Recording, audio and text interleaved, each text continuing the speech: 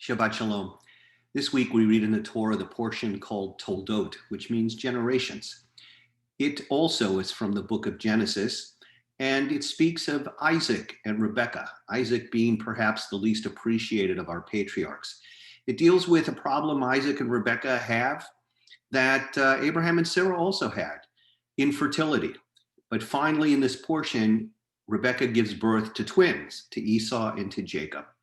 And we learn in the rest of the portion how Jacob swindles Esau out of his birthright because of Esau's hunger and willingness to trade his birthright of the firstborn for a bowl of lentil soup. Then later in the portion, we learn of Jacob's deception of his almost blind father Isaac to receive that blessing of the firstborn, and then his need to run away from his brother who wishes to do him harm. So this portion deals mostly with the adult life of Isaac. Unlike his father Abraham, who was a public leader, founder of ethical monotheism, our understanding of the one God, the very father, if you will, of Judaism, and his son Jacob, who likewise was very notable, who wrestled with an angel, whose 12 sons established the Jewish people. Isaac's claim to fame is just the almost sacrifice of his father Abraham when he took him up to Mount Moriah. That's the story we read every Rosh Hashanah. So in this portion, Isaac, we learn of his life, and it's an unimpressive adult life, simply going about repeating what his more prominent father had innovated in the past. The Torah tells us how Isaac's neighbors, the Philistines, stopped up all the wells which his father's servants had dug in the days of his father Abraham, filling them with earth. Isaac's response reflects persistence, if not sparkle. Isaac dug anew the wells which had been dug in the days of his father Abraham, and he gave them the same names that his father had given them, quoting from the Torah. Not very impressive, is it?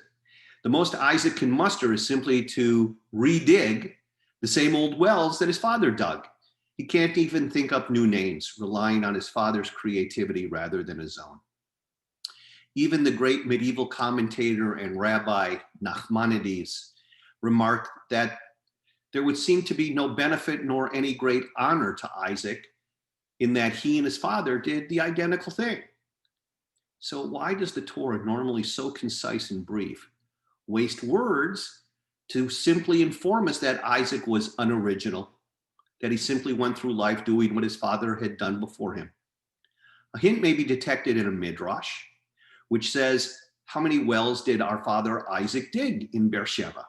And the rabbi said 5, which correspond to the 5 books of Moses, the 5 books of the Torah.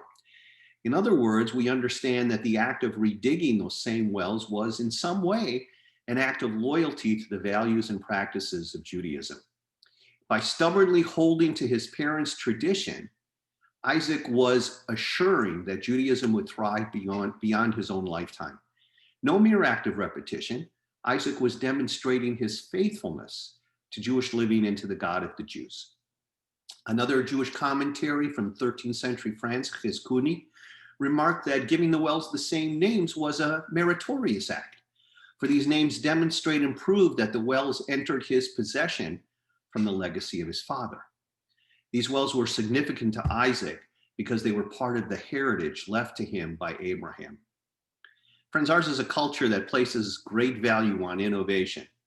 Creativity, openness, and a willingness to change are esteemed as the approach most likely to produce useful discoveries and helpful insight. Certainly, the creativity of modern men and women have produced great works. But in embracing change, innovation, and creativity, we also open ourselves up to a certain amount of rootlessness and restlessness. In a world where every custom or value is subject to question, objection, and analysis, none feels settled. Everything seems to be up for grabs. Isaac's example points to the need to balance creativity with loyalty, innovation with fidelity. Isaac's contribution was to cling to the sublime and important values and traditions of his own inheritance.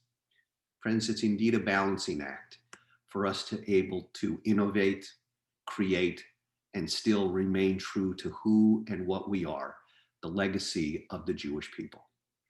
I wish you all good luck in balancing these wonderful values. Shabbat Shalom.